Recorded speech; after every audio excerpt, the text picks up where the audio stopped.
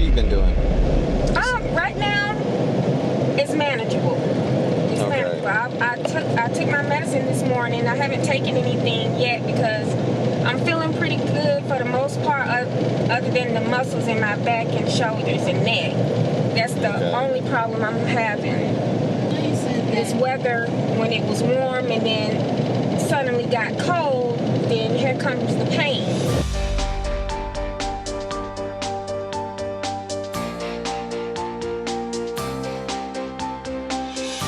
Tomeka Waye.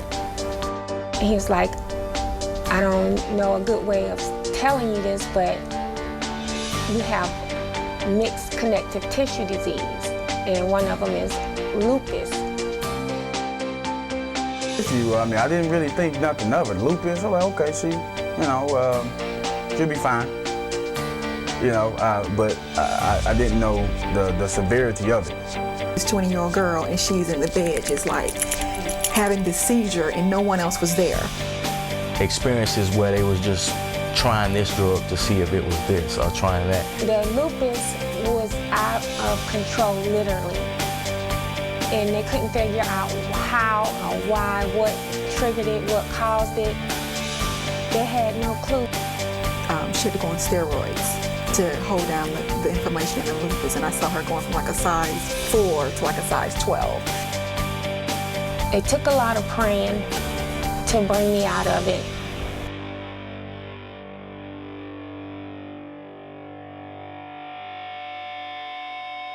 Time for me to go to my pulmonologist because when I was out of town, I had some real serious problems breathing, and that was a big no-no for me. All of a sudden, my heart started beating really, really fast, and I couldn't breathe. But I didn't tell anybody because we was at my granny's house, and she's getting ready to have heart surgery, so I didn't want to say anything to get her upset. So I just pretty much just stayed still and, stayed relaxed until it passed, and it did. But that still worries me. Dr. Chad Miller is my pulmonologist. Okay. Yeah, because I have, pulmonary hypertension and interstitial lung disease. So it makes my heart beat faster because, it's not any good airflow.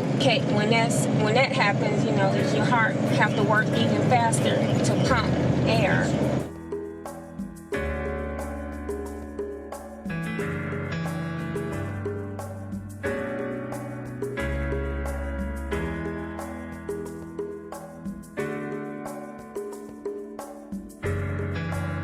Childhood, I was a tomboy.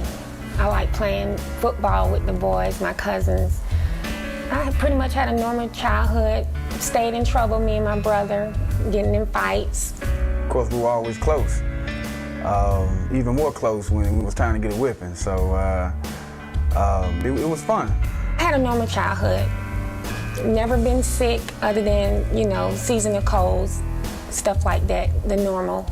I've said I've known her since we were in high school, since 9th grade, and she was very mobile, very energetic, very, get up and go. Just a bundle of little bitty energy. Busy. She was always learning. She was just bubbly and hung out all the time, and we enjoyed each other's company. Of course, we back in our early days, we was clubbing a lot, just running around, just never had to stop or just busy, just hanging out, going out, shopping. I met my husband when I was at the age of 14. I was friends with his best friend, and they came over to meet one of my neighbors, but whoever they had over there for him to meet, he didn't like her. So they sent him across the street to my house, which was bad timing because I had rollers in my hair or whatever, but we hit it off pretty good, and he said he'd been to my house before, his parents are Jehovah's Witnesses, and he said he'd been to my house before, but I closed the door and they say, sorry. So yeah, we met when we were kids. Yeah, our relationship when we first met was basically as normal as possible. You know, I met her before she was diagnosed with her disease, lupus. So we met on a mutual friendship, just being young, you know, adults trying to explore life, and bumped into one another, bad boy, good girl type situation, and end up evolving.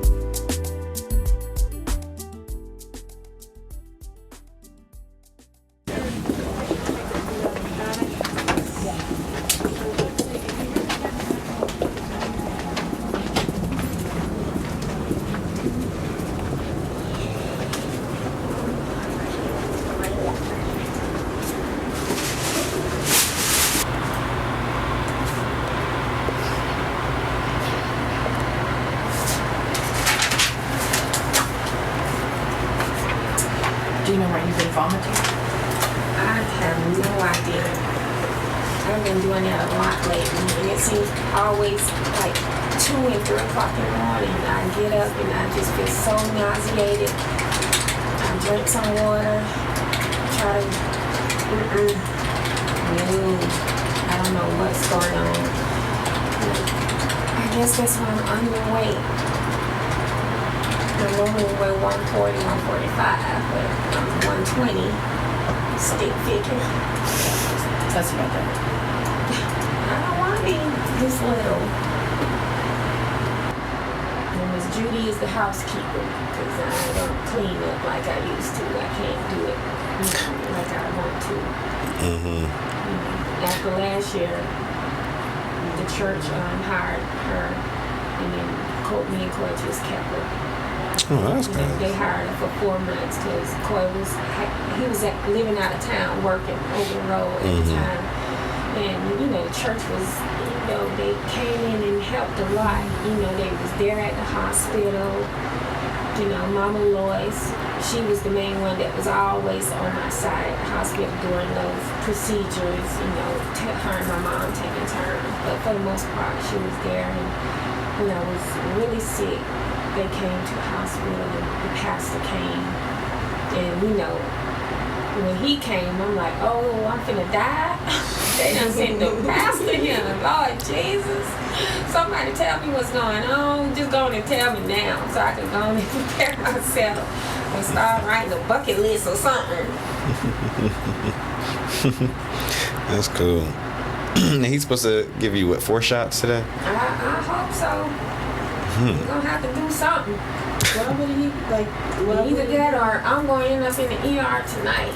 if he didn't give the 4 shots, would it be because it's been too soon since the last? It ain't been too soon because it's been a long time. Yeah, that's what I'm It's saying. been a while. I think it's been since June of last year. Oh God, it's cold in here. It's trying to keep my fingers warm because they turning purple. Because if that blood don't get to circulating, chop your fingers off. Is that neuropathy too? No, that's called Raynaud's phenomenon.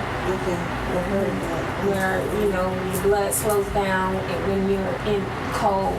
Because I'm supposed to wear gloves all the time. I can't stick my hand in the freezer for anything or the refrigerator without covering my hands. But I do anyway because I'm in and out. Yeah, you don't feel like... And I'm like, I'm not going to walk around in the house with no gloves on. I have before now. And a bunch of clothes, coats and robes.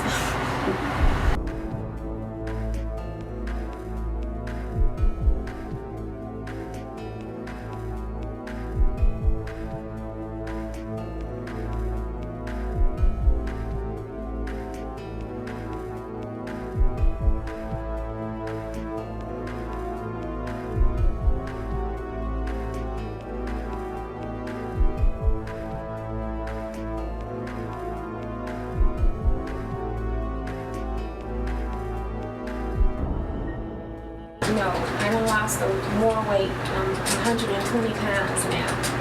Really?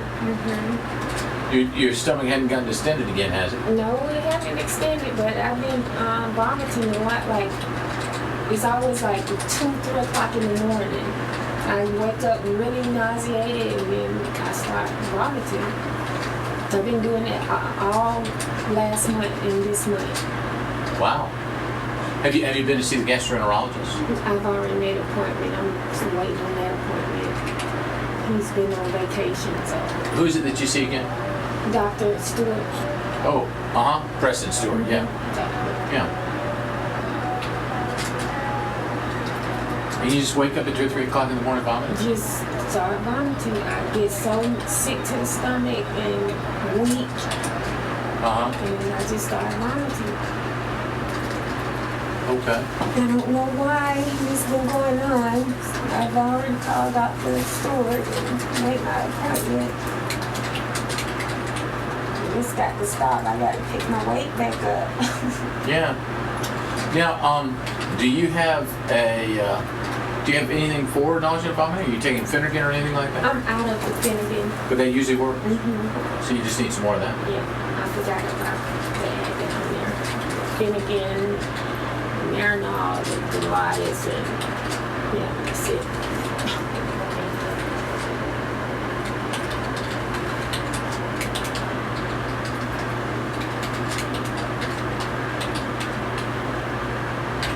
So the pain's pretty bad. All righty. What else is going on? That's it. I suppose that's enough. More than enough. Yeah, lupus is not a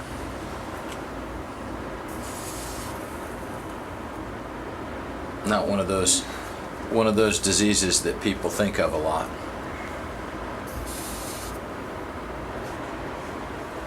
Which is a shame, because it sure makes a difference in people's lives. Yeah.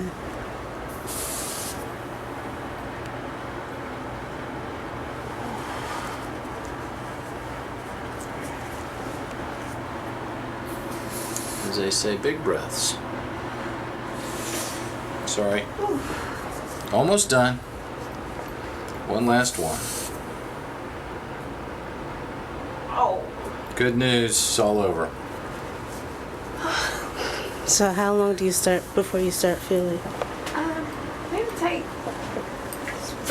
a few hours before I start feeling The relief from it?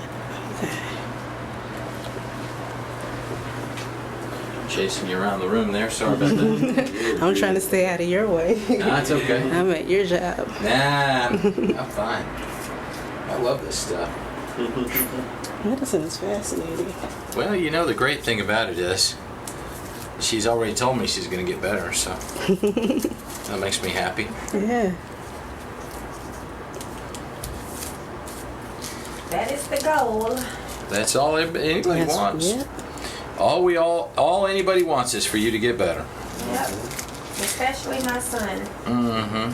He's very scared of me dying. Well, we're all going to die sometime, but Yeah. hopefully no time soon. Yep. I told him, go ahead and be a teenager, have fun. Mommy is tough. Where's the spot that hurts the worst? Oh, I'm a cashier. Happens to the best of us. Here. Right up in here. That's pretty bad. That looks like it's gonna hurt more than the Okay. back. No, that's too easy. Now you also had a spot down there. You want me to do that too? Yeah. Okay. Yeah. Do it right there. Is that it? Okay.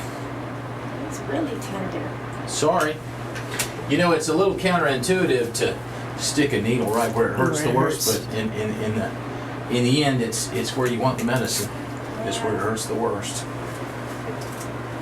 got too much to do. I can't be slowed down. Yeah. That's what they say. Slow down, you move too fast. You gotta make the morning last, just kicking down the cobblestone. Do-do-do and feeling groovy. Do-do-do-do-do-do, feeling groovy. Hey, good news. It's all over. Hey, lamp closed. What you knowin'? Here, let me put a little Band-Aid on there. If you get a dot of blood on you, you're gonna be mad at me. No, I'm used to the blood. Are you? Yes. All right, now you don't know. Watch. I gotta keep the They feeling brought going. pain, but it's gonna work in a few hours. There you go.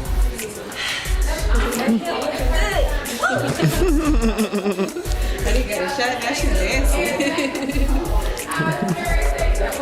It hurt my hand though. But you feel so much better. Yes, I would feel so much better.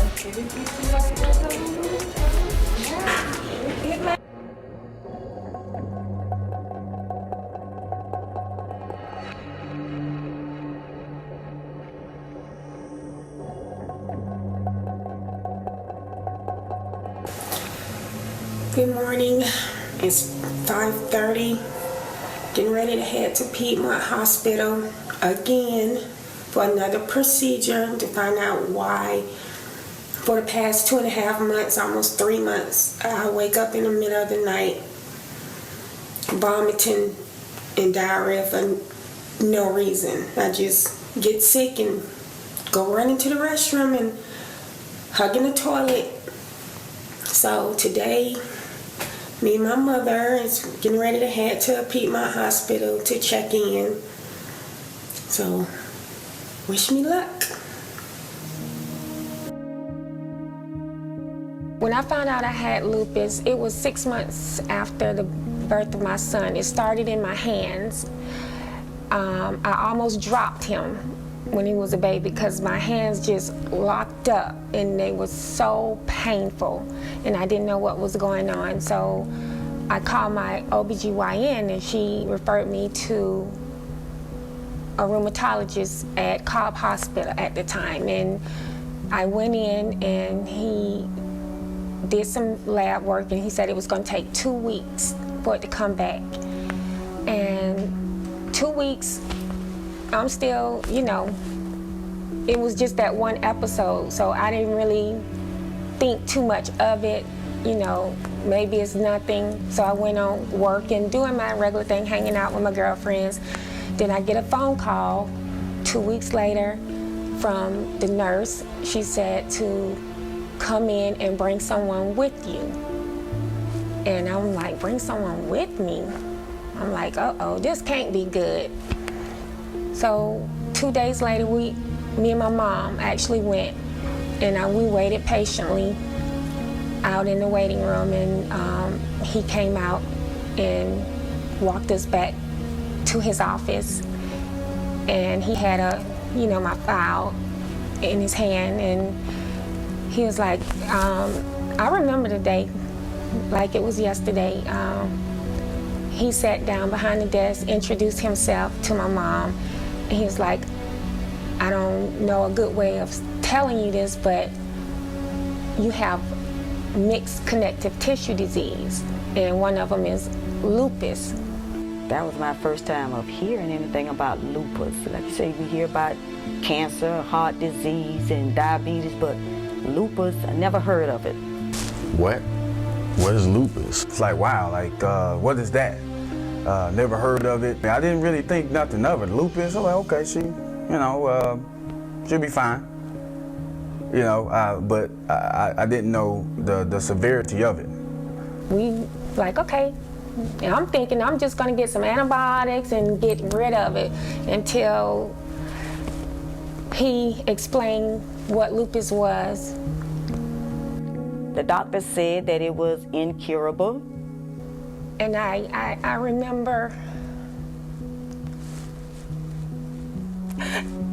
I'm sorry, I remember sinking down into the seat because I felt like he just handed me my death sentence. And I'm like, oh my God, what am I gonna do? I just had a baby, and you telling me I'm going to die, pretty much. And it was kind of hit us like, okay, what we do now, and what you're gonna go through. But, we had no idea where the road was gonna lead us after finding out, the lupus, of her being sick, and just the nervousness, took place during those times. It was just really hard. I fell into a depression for about a month. I wouldn't speak to anyone, wouldn't leave my room. I always used to tell Tomeka, think about Jalen, your son. You got to keep pushing because of him. Don't you want to see him grow up to become that man you want him to become? Well, it was rough. You know, it was rough. And, you know, she, you know, questioned God, you know, just questioned a lot of things, you know, like, why me? What's going on with me? Why are these things happening to me? Why am I enduring this level of pain, this level of agony? My mom had to take care of Jalen, and it took a lot of praying to bring me out of it. It is May 21st, Tuesday at 4:15 a.m. I'm still undergoing chemotherapy. These past 2 weeks has been very hard. I wasn't expecting a one-night trip to the ER to turn into all of this, but it did. Lupus is very unpredictable. You just gotta roll with the punches. Hopefully today or tomorrow will be my last day in here, but I still will have to continue the chemo. Right now, I'm starting to feel the effects of it, but I'm thankful I slept through most of it.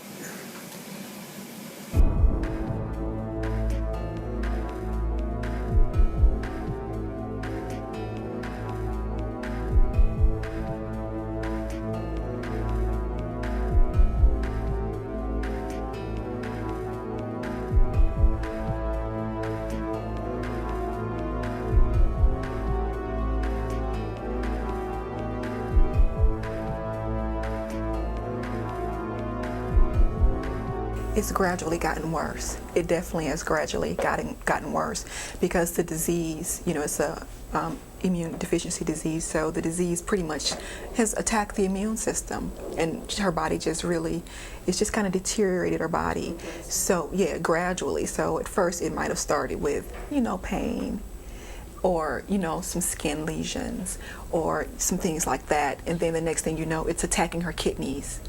And then the next thing you know, it's attacking her liver. Like 2 or 3 years ago, we didn't know if she was going to live because she had cirrhosis of the liver. And we were like, what? You know, and I just remember being like, oh my God. And then, you know, then she had to have dialysis. And I'm like, I thought that was only for people who, but it's attacked her liver. And so it's definitely, and you know, the bones, her bones are always aching and she's always in pain. So then she has rheumatoid arthritis. And I'm like, my grandmother has that. You're too young to have that. So when I tell you every organ in the body, skin, muscle, organs, feet, bones, it has attacked. To the point, even teeth, like her teeth are getting weak and falling out, and hair falling out, and it's like, oh my goodness. And a lot of people have no idea or no clue that this disease even exists, yet let alone the effect that it has.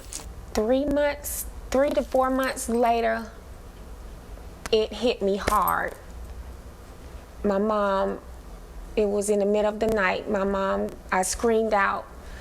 I was just in agonizing pain, and she was like, what to do, you know, running around my room. Had to end up calling, you know, EMS, because when she's in a situation like that, she's untouchable. I mean, if you touch her, it hurts to the touch. I mean, just to even do, like, she's screaming out, crying out. It was actually some firemen that came first before the EMS came, and they didn't know what to do because I wouldn't let anyone touch me. I just screamed and screamed for help, but didn't want anyone to touch me. So when the ambulance came, and they knew what lupus was, and they was like, we're sorry, sweetie, but we're gonna have to put this blood pressure cuff on you, and you know how that just, oh my God, just made it worse. After that, things just started to happen, like smaller things, and they just got progressively worse. Like, I just remember being there when she had her first seizure, and here I am, like this 20-year-old girl, and she's in the bed just like having this seizure, and no one else was there. And it's like, oh God, not knowing what to do or how to handle that. Like, why are you having a seizure? Where is this coming from? And all she said was, mama. I don't feel good, and she fainted, and she started hemorrhaging. We rushed her to the emergency room, and they had to give her blood transfusion because she was hemorrhaging just that much. When I was living in Miami, it was after hours, after the office was closed. My husband was at work. I was at home with his parents, and I was having a little trouble breathing. And I thought maybe it was just from allergies. I just needed to get, get on the nebulizer machine, but I didn't have one with me. So his dad took me to the hospital, and I'm just thinking I'm just gonna go in, get a breathing treatment, and go back home. But all these swarm of doctors came in the room because they did chest x-rays. They, when you're having trouble breathing, they naturally gonna do a chest x-ray. And they was like asking me all these questions. Have you had a fever? How do you feel? I'm like, I feel fine. And they was like, you're not in no distress or anything? No. They was like, we can't let you go home. You have double pneumonia. Both your lungs are filled with pneumonia. So they put me in this glass room. I had to be isolated, and no one could come in without a mask and the gown. Or my body didn't give off any sign that I was that sick. At the time, I was still in college, and I just came home, maybe for the summertime or something like that, and she was upstairs in the room, and she was, bathing Jalen, her son, in the bathroom. It was like 1 minute, she was fine, and then the next minute, I hear screaming, just pain, and she went into the room and just laid in the bed, and you could not touch her. You couldn't. I don't know what was going on, and of course, in the inside, but I guess it was, like you said, it was flaring up, but I can just tell she was just in excruciating pain, very intense pain, and it just caught me off guard, because, you can't do nothing, all you can do is just sit there and, and watch and listen. As a son, to watch your mom just go through that on a daily basis, being in pain and not being how she used to be, and just seeing her cry, it just hurts you. Well, it hurts me.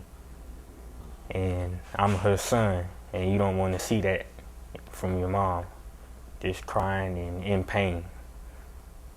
You're there and you can't do nothing, and that person really requires that you do something, be there. That's a hurtful feeling. That's like a mother, this child is crying out for milk, but is barren and can't give him milk. She's hurt. She's like, what do I do? And it's no answer for it. From a mother's point of view, you just feel helpless that your child is going through that, and you want to carry that burden for her and take the pain away from her and put it on your own self. But I know I couldn't do that. This is something that Tomeka have to go through. 4 years ago, I was on oxygen in Miami, and then I got put on this really, really expensive medication called Tracleer. It costs $4,000 a month for 60 pills. At that cost, and it doesn't reverse it? Really? Oh my goodness. Really? That's so... That medication has to be ordered. They automatically send it to me monthly.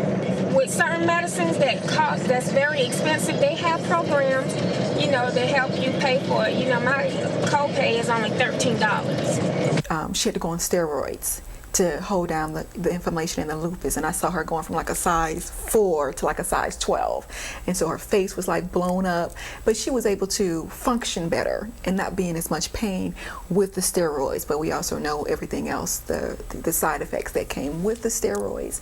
And then after just being on a lot of the medication so long, it's been 16 years essentially now, a lot of the things don't work anymore. They just don't work. So she goes from the steroids doing wonders and working well for her to the point where, okay, well, I have to go on this medication and this medication, to the point I'm like, you're on morphine? Like, morphine isn't working for you? And And the only thing I can do is be resilient and keep fighting and keep pressing on. I know I miss my family and my friends. It's no fun being sick at all. I'll be glad when this is over. And I'm still swollen. This is going to take quite some time to go down, maybe about 2 months.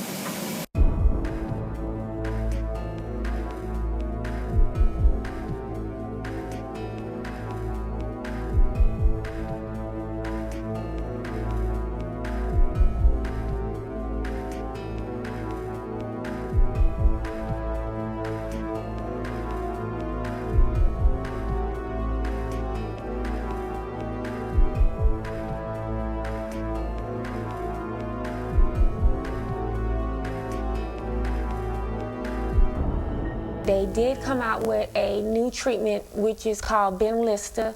It's the first treatment for lupus in over 50 years. And my mom, she tried to get me not to try this treatment. My spirit rejected it automatically. I had been going through so much, and I've been so tired, getting stuck in and out the hospital, the pain, the agony, watching all my hair fall out. So I was like, I'm going to try this treatment. I said, Tomeka, my spirit keep rejecting that for some reason. And she was like, okay, but I don't think you should do it. And I said that to Tomeka, but she got upset with me and went through and did it anyway. This was at the end of 2011. 2 months after I started the Benlysta, that's when I felt really, really sick. Our biggest scare almost the whole last year has been something new to us. It has been attacking her stomach. It was right before my birthday. I had planned a birthday party here at my home, but that's when it attacked me. I remember the night I went into the emergency room just because of the pain in my feet. I couldn't control the neuropathy pain. It started like that. It was on a Friday night, and I got home late. I don't even remember how I got home, but I woke up Saturday morning with this pain. It was a pain I can't even describe in my stomach. But when I woke up, I wasn't paying attention to my stomach. And when I went to get out the bed, I fell. And I looked down, I'm looking like I'm 6 months pregnant. And you're like, hold on, you know, it wasn't like that a couple of hours ago. I mean, this is just, you know, this is unnatural. You're like, hold on. I was literally out to here, and it was heavy, really, really heavy. I can barely stand up, so I had to call my mom. And she, you know, was like, what you want to do? So for hours, I was like, I don't know what's going on, but I don't want to go to the hospital. So we sat here all day. She sat in the room while I laid across the bed and just cried, and she like kept talking to me. You need to go. This not right. You looking like you about to give birth. And it was red. My stomach was bright red. But we ended up going to the hospital, and that night was just horrific. And nothing was working, nothing, because they didn't know. They was just baffled. This went on all of 2012, back and forth to the hospital. It'll go down, then it'll swell back up, go down, swell back up. Last year, around Super Bowl, yeah, it was Super Bowl. We was all down here, my cousins and uncle and aunt, just watching the game, and she was sitting down here, watching too, and her stomach was getting big around that time, and it started bothering her, and she couldn't take it. So we had to call the ambulance over. Even though I seen it happen before, but just that time, it hurt me, because I didn't want to see it happen again, but it happened. Swelling of the stomach was because it was continuous and it was over the course of many months, and they couldn't tell her why her stomach was swelling, and then it would go up and then it would come down a little, and one time it came all the way down, and then the next month it blew right back up, and she was walking around looking like she was 4 or 5 months pregnant. And that was crazy. It's like, well, where did that come from? That isn't even one of the typical symptoms. When her belly started swelling, it got to me for a minute because she wouldn't listen to me. It took my sister to figure out that it was probably the Benlysta that triggered it. And my doctor agreed. He was like, we're finna stop this treatment because I believe your sister is right. That's what was causing it. It was the Benlysta. It did not work for me. It did the reverse. And I wish to this day I had listened to my mom. This is week 3. I'm still in the hospital. Still stomach swollen. Today is Monday. Dr. Stewart just left out saying I still can't go home. Got to do another chemo, and just had to go to the restroom to have a BM, and unfortunately it was black, which is not good. So I have to get 2 pints of blood because my hemoglobin dropped lower. And I can't eat anything until after tomorrow. He got to go back and scope me to look around, check the varices to see if they're bleeding, and hoping they're not. I have a very, very good, strong support system, and that means a lot. You know, on them days when you know, feeling sad and in pain, and you need someone that's there, you know. Yeah. We know they can't do anything, take the pain away, but it's just the fact that somebody being there makes the difference. You have your family and friends to encourage you and pray with you and make you laugh.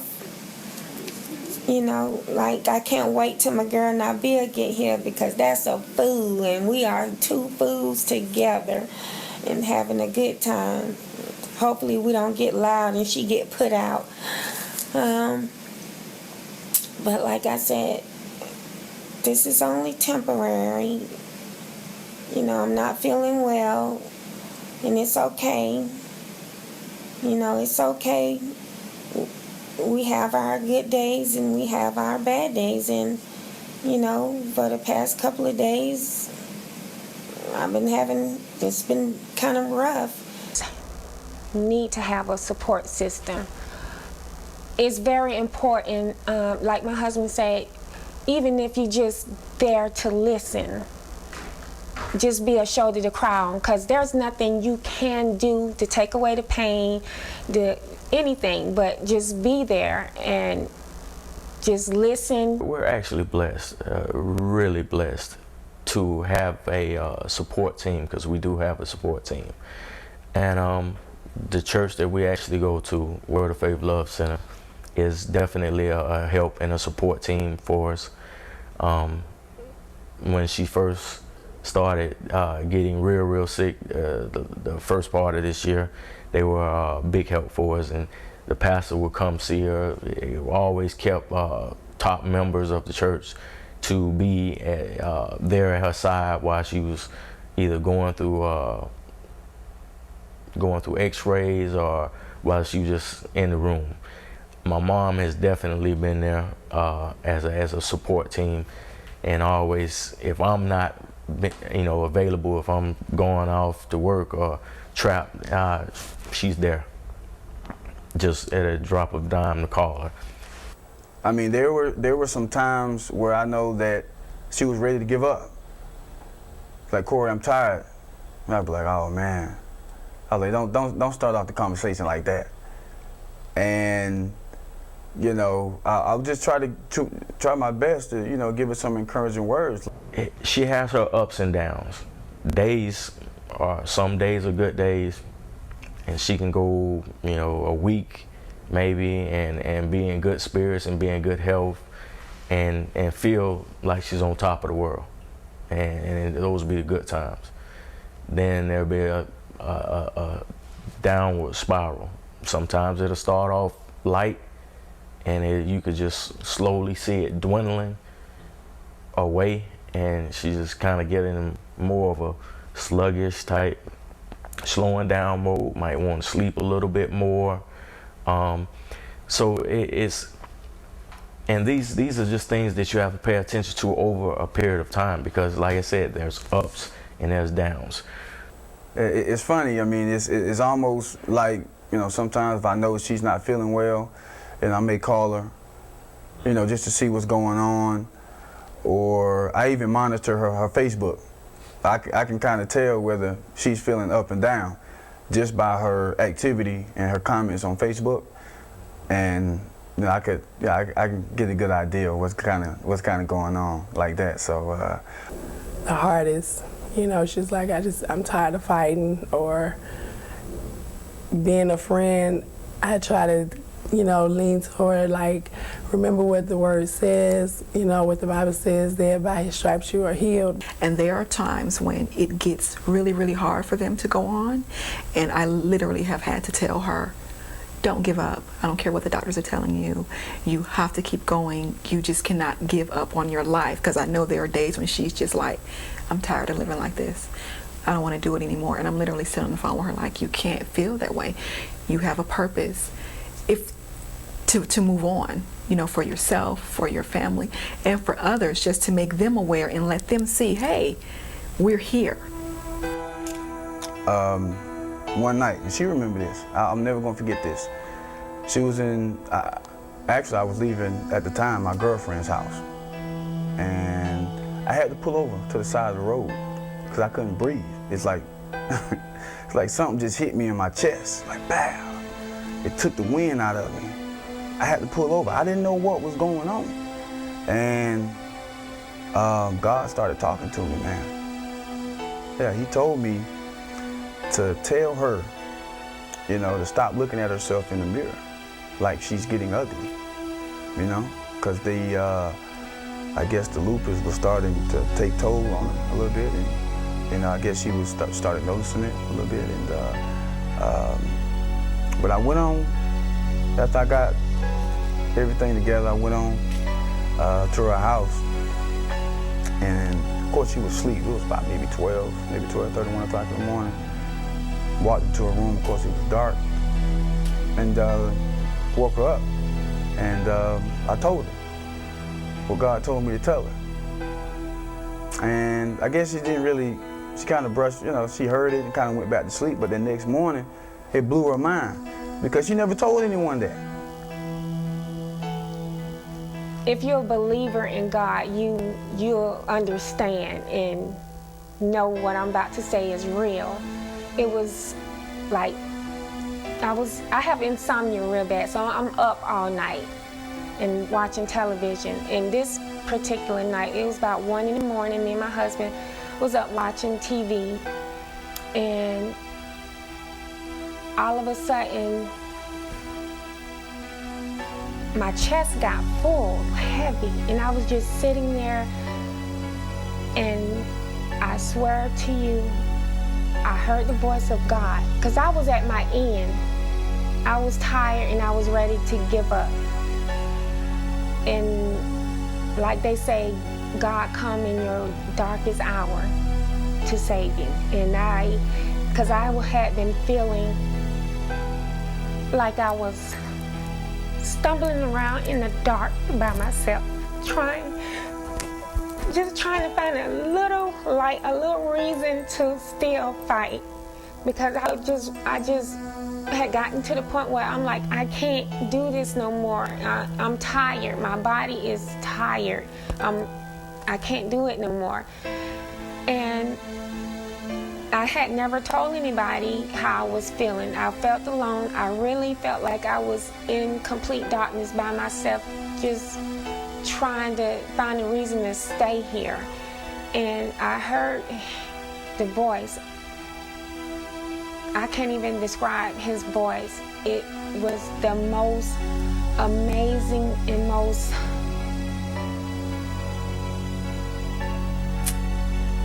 the sound of his voice was just so comforting. He called me by my name. He said, Tomeka, I have been here the whole time. You have been the light the whole time. He said, when you're sick, that's when I carried you. Well, how do you think you survived this, everything that you went through in this far? Most people can't endure what you endure and survive. He said, you have a purpose here. You have been chosen to show others the way to me. He said, I will never let anything happen to you. And after that, I just cried and cried and cried. And now I just want to fight even harder. It gave me even more motivation. So I'm like, okay, the man upstairs said, it's you, you know. So that's why I said I want to be that voice, you know, that light to show other people with lupus we can survive. We will survive. Just keep fighting and just keep praying. You know, even though the lupus is going to come and attack, that's for sure, but you know, you got to have some kind of faith and hope to hang on to. Thighs are swollen, big, and everybody knows I'm a little person, no more than 100 pounds. I probably weigh 150 now. Skin breaking out. Stomach don't want to go down. The first, you know, the other treatment is working, getting the fluid off, but it's still the inflammation for some reason that just don't want to calm down. I was hoping to beg to go home today, but if I do with that going on, I'm just going to end up right back here, and I don't want to do that. I'm behind on everything. I believe as long as I'm in here, I'm not going to get better because I'm limited. If I was home, I have a lot to do, a lot to focus on. My family, my friends, my radio show, my organization, my documentary, everything, my whole life has, lupus it can just ruin your life, put your life on hold. And it's hard, you know, I teach other lupus patients that, you know, be positive and keep your head up, because I understand, because it is hard. It really is hard when you're going through so much.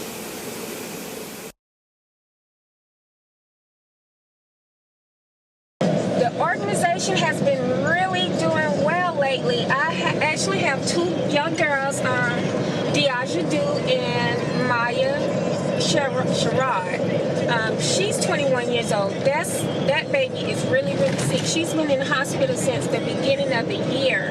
Her heart stopped on her 3 times, and they had to put, she said, like a defibrillator in her to, you know, jumpstart it next time if it, you know, in the event that it does stop again. And then the little 13-year-old, She's on dialysis. Mom's car broke down and she has to get to dialysis, and that made me come up with the idea of possibly going to one of the car lots and seeing if they would donate like a 12-passenger van, and I get my license and hire somebody to come pick these people up and take them to the doctor, because we have to go. About 3 years ago, I decided to, I got tired of sitting at home doing nothing, and because I'm used to working, so I was like, what can I do? What can I do? What can I do? And then it came to me, why don't you help others? So, and it took me about another year to come up with the name, because I had to, you have to research and make sure no one else have the same name. And it's been going ever since for the past 2 years. Like right now, I have 2 young girls, one 13 and one 23, Maya and Diaja. These girls are very, very sick. 2 weeks ago, the 23-year-old, I keep close contact with her. She's been in the hospital since January, and she's mainly one of the main reasons why right now we're trying to raise money, $6,000 to help both of them, really. But this baby, she's 2 weeks ago, her heart stopped. Oh, wow. She'd been in the hospital. First it was pneumonia, then she had a herniated disc, and then she started bleeding out her, this dark, tarry stuff out her private area. And then all of a sudden, her heart stopped, and right now she has a breathing tube down her throat. So, and she's really scared, so she relies on me a lot, and I stay up till 2, 3 in the morning, however long, and we talk. And I educate her and tell her what to do, because she doesn't know what to do. She, don't know about getting disability, any of that stuff, and that's where Lupus Butterflies of Hope come in. That we help find better doctors, we help with medications, transportation, or just being a listening ear, because I know all too well, in the middle of the night, the pain, and no one it's not like knowing somebody who knows exactly what you're going through to talk to. You have your family and your friends, and they're there for you, and they're a big help, but it's not like talking to someone who's actually going through the same thing with you, So yeah, that's what Lupus Butterflies of Hope, that's what we do. We advocate for those who cannot for themselves,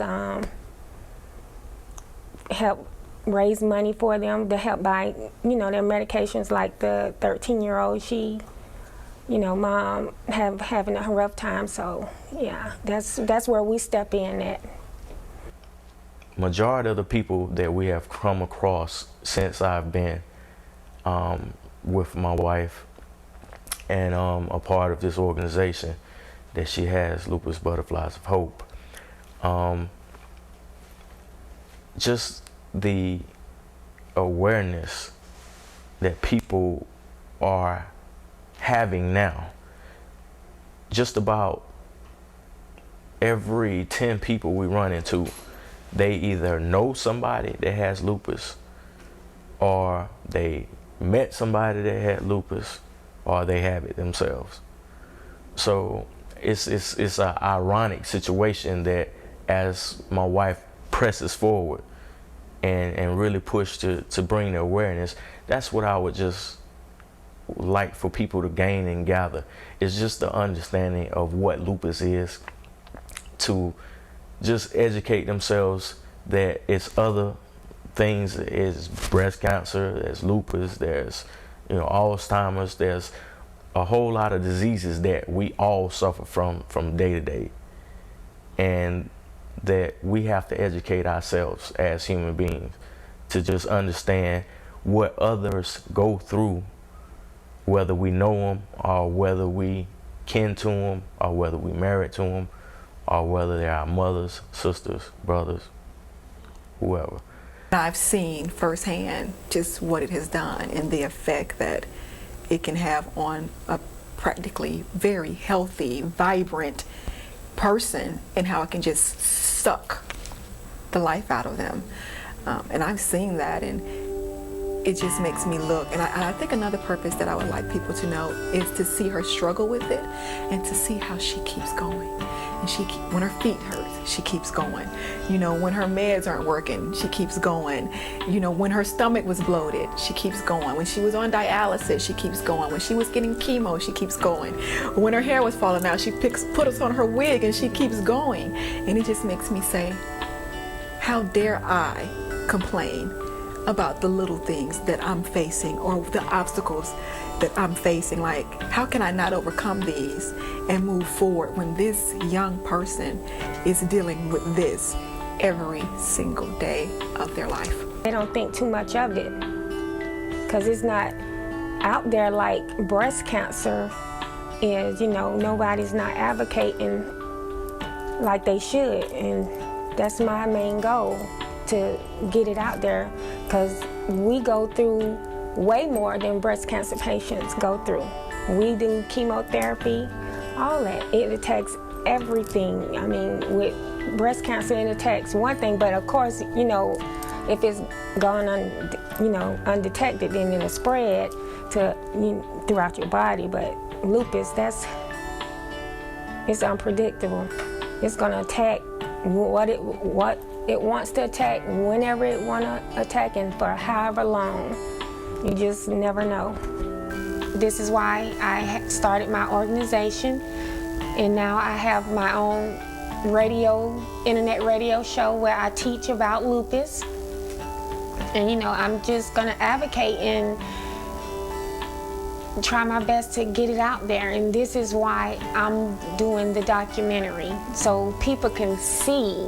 You know, I want you to see that it is real. You know, you have to see what I have to go through on a daily basis. Like I said, a minor trip to the ER turned into a nightmare. But I thank God I'm still here. I thank God I'm still here.